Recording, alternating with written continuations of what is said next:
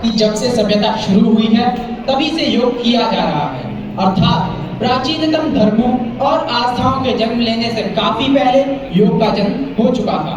योग विद्या में भगवान शिव को आदि योगी तथा आदि गुरु माना जाता है।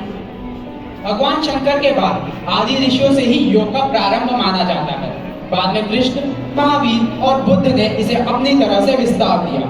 इसके पश्चात पतंजलि ने इसे सुव्यवस्थित रूप दिया और इसी रूप को आगे चलकर सिख पंथ, शैव पंथ, नाथ पंथ और वैष्णव ने इसे अपने अपने तरीके से विस्तार किया।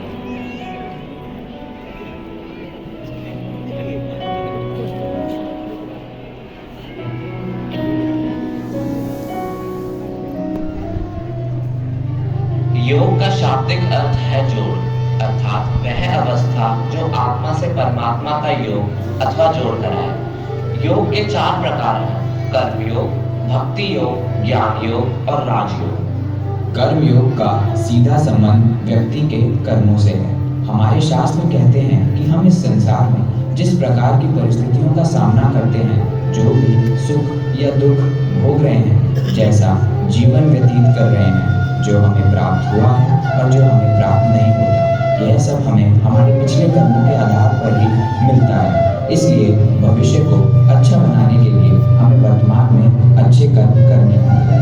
कर्म योग का पालन करने वाले व्यक्ति सुकर्म करते हुए निस्वार्थ होकर जीवन जीते हैं और दूसरों की सेवा के लिए सदैव तत्पर रहते हैं। भक्ति योग में परमपिता परमेश्वर पर ध्यान केंद्रित करना बताया गया है। इस योग में अपनी समस्त ऊर्जा, विचारों और चित्त को भक्ति में केंद्रित करना होता है। इसके साथ भक्ति योग हमें सहिष्णुता और स्वीकारता प्रदान करता है। योग की सबसे कठिन, सबसे प्रत्यक्ष शाखा ज्ञान योग है। इस योग में बुद्धि पर कार्य कर बुद्धि को विकसित किया जाता है। ज्ञान योग में ग्रंथों का गंभीर और विस्तृत अध्ययन कर जीवन को उचित ढंग से समझकर बुद्धि को ज्ञान के मार्ग पर अग्रसर किया जाता है। वास्तव में ज्ञानी व्यक्ति वही है जो स्वयं के अस्तित्व का उद्देश्य समझता है और उस परमात्मा में ध्यान केंद्रित करके जीवन व्यतीत करता है। राजयोग, राज का अर्थ है जिसमें व्यक्ति एक सम्राट के समान स्वाधीन होकर आत्मविश्वास से कार्य करता है। राजयोग आत्मानुशासन और अभ्यास का मार्ग है।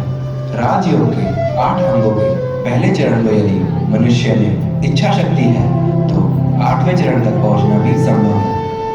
राजयोग के 8 चरण हैं: नियम, आसन, प्राणायाम, प्रत्याहार, धारणा, ध्यान और समाधि। राजयोग में आसन योग का सर्वाधिक महत्व है और यह अन्य अंगों की तुलना में सरल भी है। ईश्वर को जानने के लिए आरंभ शरीर से ही करना होगा। शरीर बदलेगा तो चित्त बदलेगा, चित्त बदलेगा तो बुद्धि बदलेगी और जब चित्त पूर्ण रूप से स्वस्थ होता है तभी व्यक्ति की आत्मा परमात्मा से योग करने में सक्षम होती है।